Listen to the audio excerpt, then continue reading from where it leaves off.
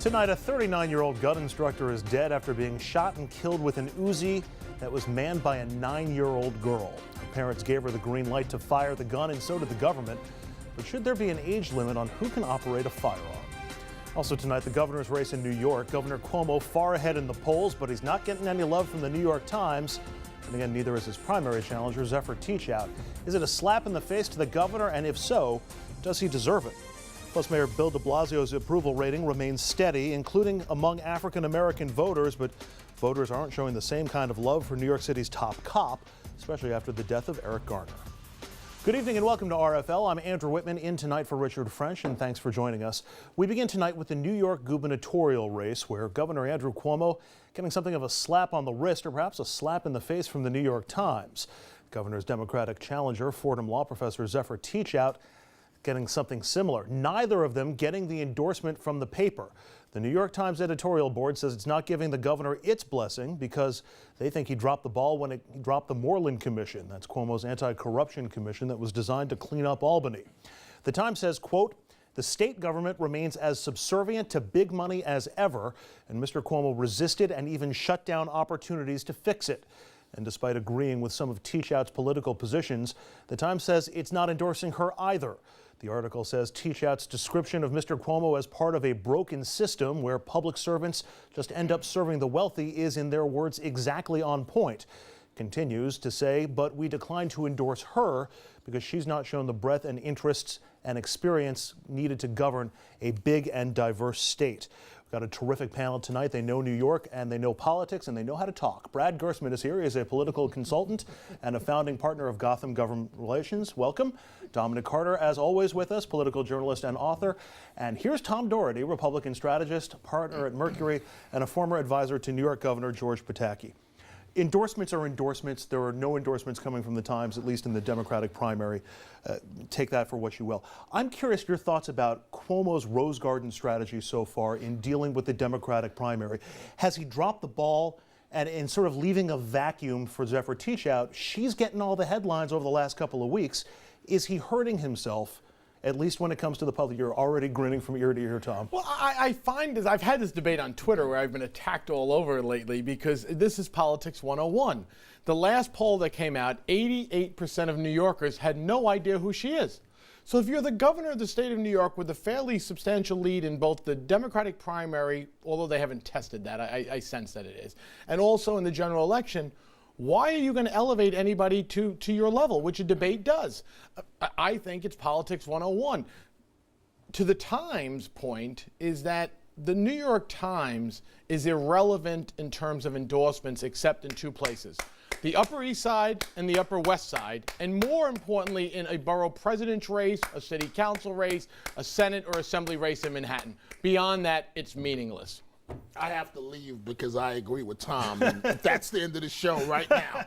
But I mean, let's be real about the Times. I mean, no offense to the New York Times, but I mean, is their endorsement all that? Is it really all that important? Haven't we seen as of late where the Times endorsement, as a matter of fact, any newspaper endorsement is becoming less and less and less relevant? Fair point. It doesn't turn out any vote. It doesn't do. And what, in my opinion, Tom Doherty on this issue, on this night, is 1,000% correct. If you're the sitting governor, of course you run a Rose Garden strategy. Why would you take this lady serious? Let's say it was a male candidate. Why would you take that person seriously with the lead that you have in the polls? What's going on is called payback. Look, the media is getting back at Cuomo because of the way he treats the media. Along those lines, the media, Teachout is a media creation. Yes. She doesn't exist but for the media trying to create a story where there is no story. Yes. The story is the governor is running a race, running a primary, that he's going to win by tremendous numbers, and then he's going to run against Astorino, and he's going to win by tremendous numbers, maybe not the numbers that he's seeking, but there will be very large landslide.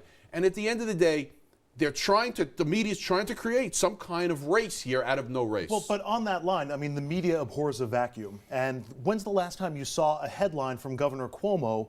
I mean, first was Moreland and a couple of weeks of Moreland, then he went to Israel, and we haven't really heard from the governor since. It is August, and quite frankly, not only in New York, but nationwide, the American people, the people of New York, can't focus on anything for more than 5 minutes.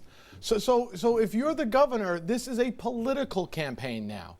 You're not running a civics lesson, you're running a political campaign. The only thing that I will say that I think he made a mistake, and this sometimes becomes part of your Rose Garden strategy, his body language and what his aides and he was saying on the debates, I think, were wrong. I don't think he should have debated teacher Zephyr. I think that he should have said, once I get through the primary, I look forward to debating the Republican nominee, Rob Astorino. It would have quieted a lot of the chatter that he's, afraid, et cetera, et cetera. I think he got a little too boxed in on that issue. He would have been better to be. Of course, I'm looking forward to debates after the primary. We know that there is some dissatisfaction with Governor Cuomo from the left. That's Zephyr Teachout's. That's the oxygen that's fueling her campaign. Let's assume, and I think the panel has fully assumed, that Governor Cuomo wins the primary, which is now 2 weeks from yesterday. Is anything in the way he's handled Zephyr Teachout or handled this primary hurt him in the general election? Absolutely not. There is no primary. Brad is right. This is all media created. Reporters that are pissed off at Governor Cuomo because he won't give them one-on-one interviews. In particular, a certain news station that I used to be at, they're used to driving news coverage and doing all the debates. And the Governor Cuomo has basically said, leave me, I'm not doing it. What about Governor Cuomo's second term, assuming that he wins re-election, and his national ambitions? Well, have we seen anything thus far in his re-election campaign that either makes him less powerful or takes away from his ability to put his agenda through in the second term or run for national office? Well, look, right now there's a new world order because of Bill de Blasio in New York City. So he's going to, with the Working Families Party, the unions, and all the lefties are going to start controlling some of the agenda of the governor, where the governor didn't really have to worry about that for his first term. So this is going to be a new world order. We have to just find out if the New York State Senate is Republican, Democratic, IDC driven, what have you. So there's a lot still at play and still to be decided in November.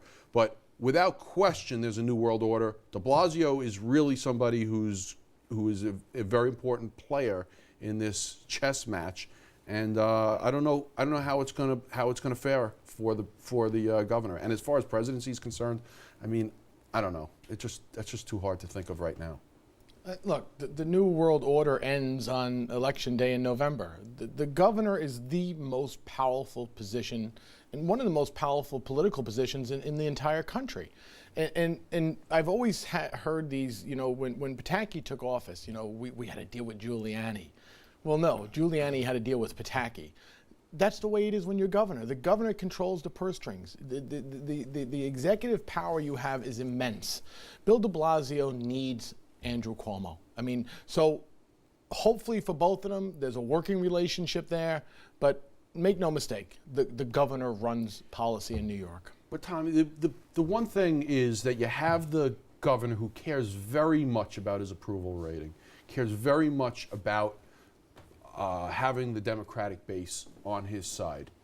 And that's where the mayor can extract some of his people away from that base. And not only for the election, but ongoing in terms of political capital. But Brad, what I'm saying is that after the election's over. Right, but even afterwards, my point is afterwards, I still think he needs and wants those people. He still has his ambition. He doesn't want to make the lefties feel like they are just been left out of his administration. I think he is governed. De Blasio is the king of the left. Right, and in New York State. I think this governor fiscally has governed in a very conservative manner that he recognized I had to get this ship off the cliff that it was going off of, and that angers the left. The left wants to spend. I mean, look, on numerous issues. I mean, the left, to show you how you can't satisfy them. Look, on fracking, Cuomo, who I really believe recognizes the importance of this as an economic engine in the state of New York, has bowed to the far left on that issue.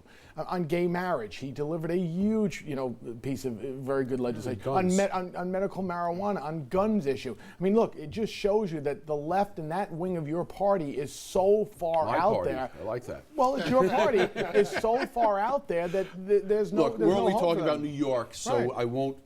I won't start attacking the Republican Party nationally. You should, because we're going to take over the U.S. Senate. We're going to control the House of I'm not going to Representatives. start getting But involved that's in all the lunacy that, as we move further to the right, that our country faces because of all the right-wing lunatics. However, it is an insatiable appetite for lefties in terms of how far left they want to go. By the way, I agree with most of it, but I also agree that we have to be fiscally prudent. And nobody cares what I agree with anyway. Tom Doherty mentioned who's the most powerful in the state being the governor, and I think we would all agree with that. But in my opinion, we also left one thing out there, and it's the media. You have to put the media in there. And what you're looking at right now, as I said earlier, is payback. Nobody gets to do what Governor Cuomo has done to the media and get away with it. You're right. What has he This done? governor, What has he done oh, to come them? on, What has he done Tom. to them? Come on, But he Tom. didn't go on their TV Tom, shows? He owns the media. Meaning that, how many governors you know can get away with doing 1 or 2 interviews and that's it? But Dominic, there's no but. Dominic, the reason that elected officials talk to the media To is get their message out. and to drive their poll numbers up. Right. Yet this governor is sitting there with poll numbers very, very solid. So why do it? But you also mentioned the president. I just want to say this. No go.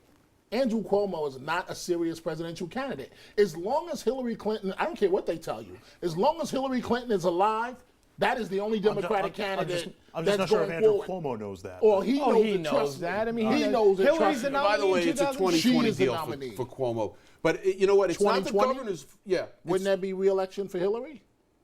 That's if a Republican wins. Of course, a Republican's going to win. But you stop. You Of course, but you know which what? The Republican's media. gonna win? Don't blame the governor for controlling the media. Really? He's just doing his job. The media failed. Okay, the media wasn't able to get what they want out of the governor. They're not able to extract the information or have him answer questions.